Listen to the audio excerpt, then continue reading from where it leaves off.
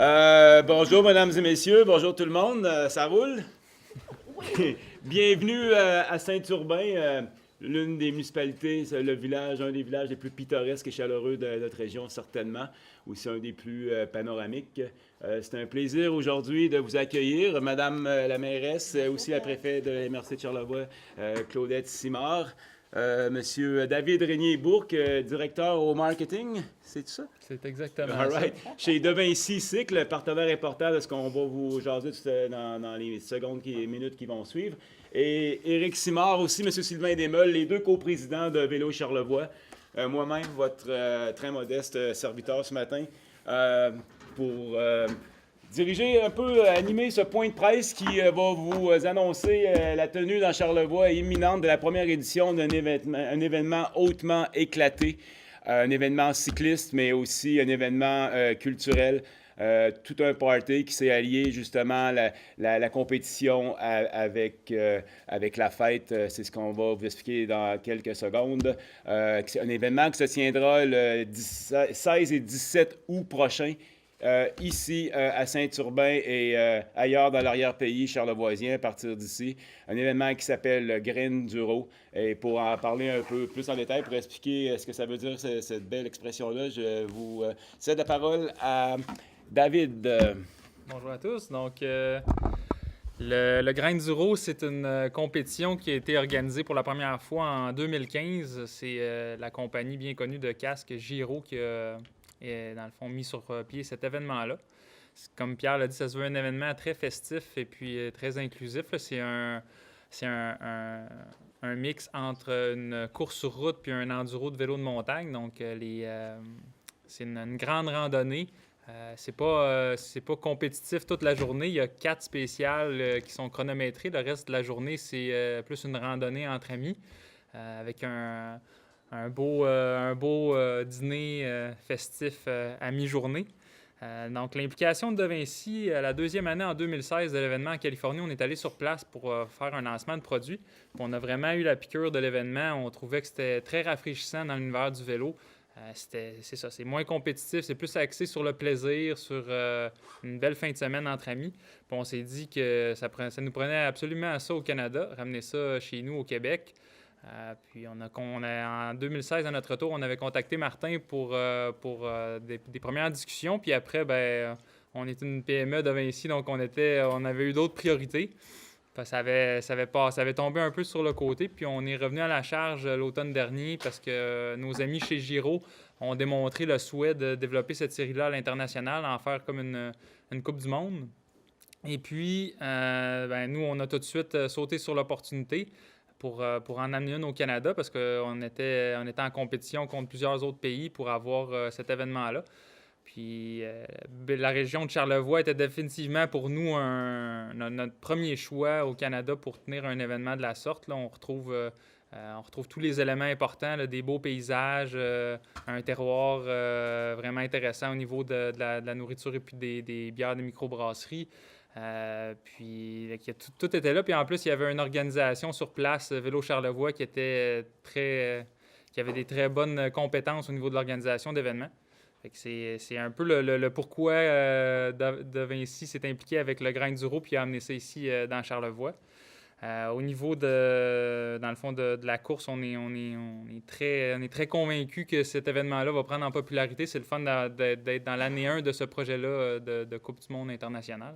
Puis ça fait un peu le tour de la raison de pourquoi on amène ça ici. Merci. Là, David vient de nous parler des raisons là, pour lesquelles ils ont arrêté leur choix sur notre région, Charlevoix.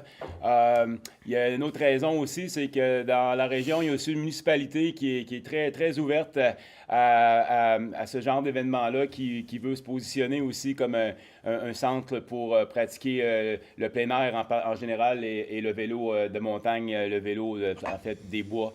Oui, le vélo des bois, j'aime ça, en particulier. Alors, pour un peu nous mettre là, dans l'ambiance là, de l'accueil de Saint-Urbanite, je céderai la parole à Mme Claudette Simard, la mairesse de la municipalité. Merci, Pierre. Ça fait plaisir. Merci, distingués invités, les membres de Vélo Charlevoix. C'est un honneur et je vais ouvrir la parenthèse pour vous dire à quel point j'étais émue ce matin de réaliser qu'on ferait cette conférence de presse-là pour annoncer un événement international dans la municipalité de Saint-Urbain et dans le Grand Charlevoix, et dans l'arrière-pays du Grand Charlevoix. Alors, je vais reprendre mon petit texte pour ne rien oublier. Alors, la municipalité de Saint-Urbain est très heureuse d'accueillir le premier Green Zero au Canada.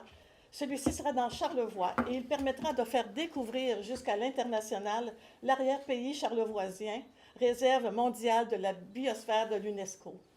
D'ailleurs, l'histoire de Saint-Urbain et des Grands Jardins, de par ses coureurs des bois de la fin du 19e siècle, dont on en a fait un festival pendant plusieurs années, fait le lien aujourd'hui avec un Green Zero à saveur festif et internationale qui permettra à tous ces athlètes de découvrir un joyau de Charlevoix et de rouler sur leurs traces. C'est pour nous une chance inouïe de confirmer nos orientations de développement pour faire de Saint-Urbain et de l'arrière-pays charlevoisien un haut lieu de vélo de montagne et de récréotourisme. Ça, c'est mon côté préfet qui dit ça, mais c'est vraiment important.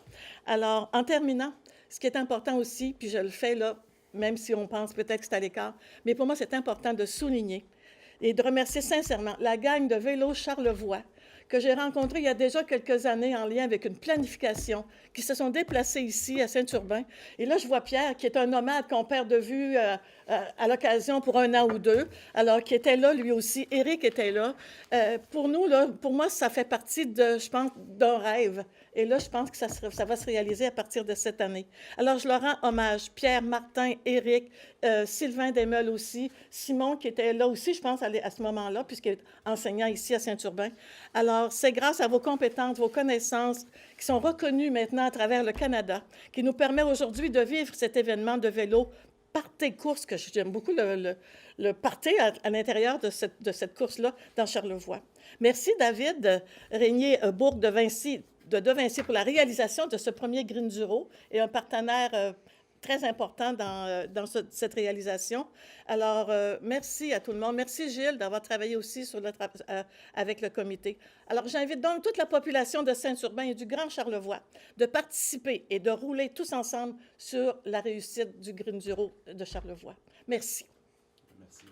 Bon, alors, ben là, on va aller un peu plus en détail là, pour essayer de mieux cerner l'événement. Je disais que c'était un événement sportif cycliste hautement éclaté. C'est que, bon, il n'y a pas seulement la formule, là, on peut dire full pin, full chill. Il y a des étapes qui sont chronométrées. Entre ces étapes-là, on peut rouler entre amis, prendre tout le temps qu'on a besoin. Bien, c'est sûr, il faudrait que ça se limite à une journée, c'est ça? C'est ça, une journée. Puis, ben, il n'y a pas seulement cet aspect-là, mais c'est un événement aussi qui comporte, moi, ce que j'appelle des dimensions. On a la dimension sportive cycliste, là, donc on a, au sujet de laquelle on a pas mal parlé déjà. Mais il y a aussi une dimension culturelle avec plusieurs caractéristiques. Alors, on va avoir un volet, si on veut, gastronomique. On sait que notre région regorge là, de produits délicieux qui poussent et qui marchent et qui rotent ici. On a aussi un volet musical avec un spectacle qui va être un spectacle d'envergure qui va avoir lieu le samedi soir après le festin des participants. Un spectacle auquel la population va être aussi invitée. Les participants, ben, s'en viennent ici avec 2 nuitées de camping. On va vraiment transformer là, le centre de Saint-Urbain comme un village, là, comme une espèce de fête foraine avec le vélo là, au cœur comme prétexte puis au cœur de ce rassemblement-là.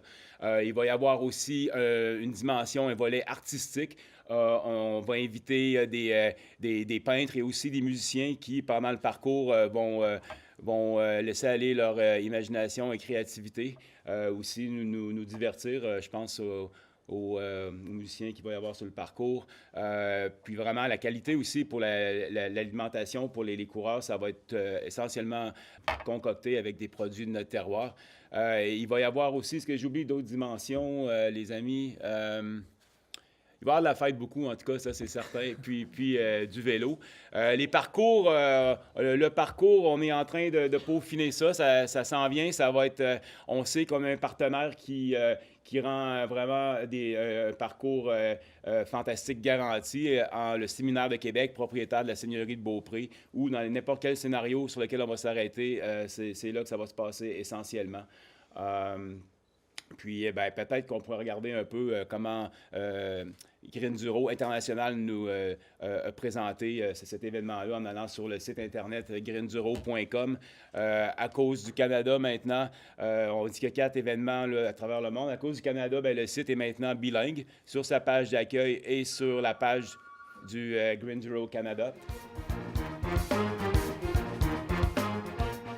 C'est comme je mentionnais, c'est un événement qui est unique, qui rassemble autant des gens de vélo de montagne que de vélo de route. Donc, on va avoir beaucoup de personnes, des très bons compétiteurs qui vont être sur place pour profiter de ce nouveau type d'événement-là. Vu que c'est nouveau, c'est pas très documenté encore, mais si on prend l'exemple de Greenduro Californie, que ça a commencé en 2015, c'est ça, il y a des gens qui viennent du vélo de route, du cyclocross, que eux, ça va être vraiment plus extrême comme pratique parce qu'eux ne sont pas habitués nécessairement de rouler en hors-route. Puis après, on a des gens qui viennent du vélo de montagne, soit cross-country, marathon ou enduro, que pour eux, c'est intéressant parce que c'est une nouvelle pratique, mais au niveau des risques encourus, eux sont habitués à ça. Là.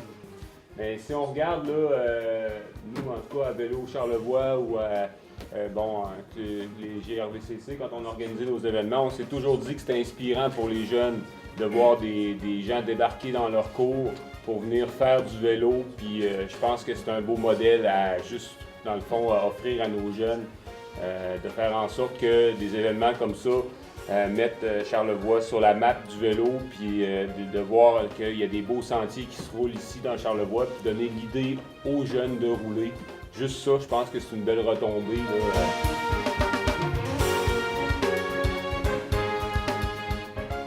Alors, en compagnie de Pierre Bouchard, on a eu une conférence de presse qui annonçait l'arrivée du Greenduro dans Charlevoix, une première qui s'en vient ici. Alors là, pour les cyclistes, s'ils veulent se mettre en forme, encore une fois, on a une très, très belle occasion.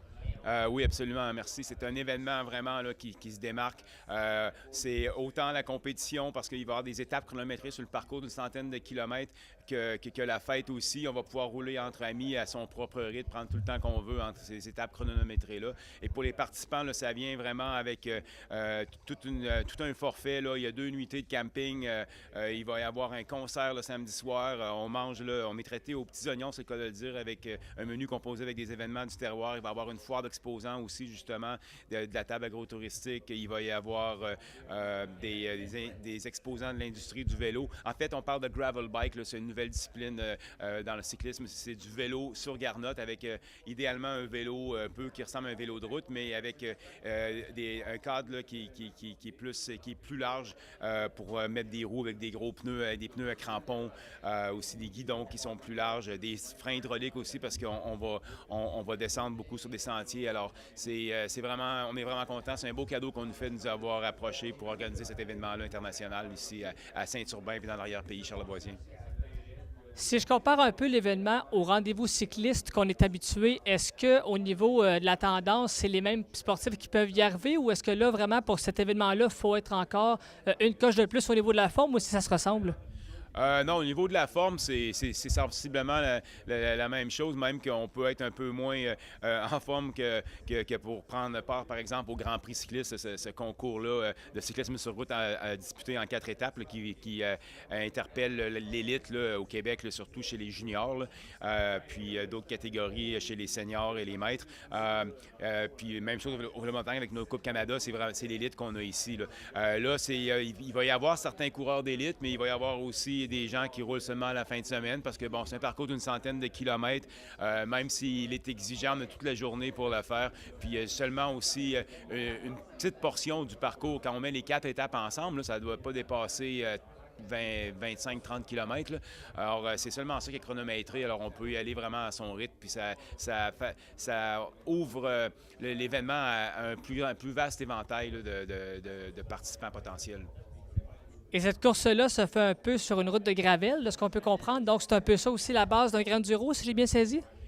Oui, c'est un peu, en fait, le terme, c'est de l'anglais, Green Duro, c'est un peu un mix d'enduro, si on veut, aussi Grand Fondo, alors qui sont des courses avec seulement une partie du parcours qui est chronométré, alors pas le parcours au complet. En enduro à vélo, on a le temps pour monter par ses propres moyens, on n'est pas chronométré, c'est seulement la descente. Et le Grand Fondo, c'est vraiment comme on a ici pour le Green Duro, c'est-à-dire c'est seulement des étapes là, sur le parcours, la grande boucle qu'on va faire qui vont être chronométrées. Mais il y a aussi un jeu de mots là-dedans. Il y a grin. Grin en anglais, ça veut dire c'est un sourire, ça veut dire rire. Alors c'est que bon, le slogan de l'événement, de la série d'événements, en fait, c'est le ratio de fête versus compétition parfait. Alors on voit bien là, que c'est un équilibre entre les deux. Là. Évidemment, cette course-là s'est vue en Californie, en Écosse. Maintenant, on l'ajoute au Japon et au Canada. Et là, on s'en vient dans Charlevoix. Donc, encore une fois, est-ce qu'on peut comprendre que la région a tout ce qu'il faut pour attirer ce genre d'épreuve-là? C'est la raison pour laquelle De Vinci, qui a les droits pour la présentation de la série de l'événement au Canada, c'est la raison pour laquelle ils ont choisi Charlevoix, parce qu'ils considéraient que, en fait, c'est leur choix numéro 1. Ils considéraient que tous les ingrédients étaient réunis ici. La région, avec ses paysages, avec sa quantité de routes, de chemins forestiers, justement, de sentiers doubles et simples traces, ses routes aussi qui sont exigeantes à cause de son relief, mais non seulement ça, mais tout ce qui a lieu, tout ce qui a rapport au terroir qui se démarque là, depuis longtemps, même à l'international aussi. Et aussi l'aspect culturel avec des artistes qui habitent ici à profusion. Alors on va les inviter à venir joindre à nous pour faire un événement vraiment là, qui est là pour rester de toute façon, qui va devenir un incontournable du cyclisme festif là, dans cette partie-là du continent. Exactement. Alors, avant de conclure, on rappelle les dates de ce projet-là? Ça va se dérouler le week-end du 16-17 août prochain, ici à Saint-Urbain, là, en plein cœur du village. En fait, le village va être érigé là, autour de l'église, de l'école, du centre communautaire. Alors, on va pouvoir marcher à pied pour aller au service, puis aller se baigner à la rivière. Le camping va être à côté. Ça va être vraiment magique. Pierre Bouchard, merci beaucoup et on souhaite que cette première soit la suite de plusieurs autres. Merci beaucoup.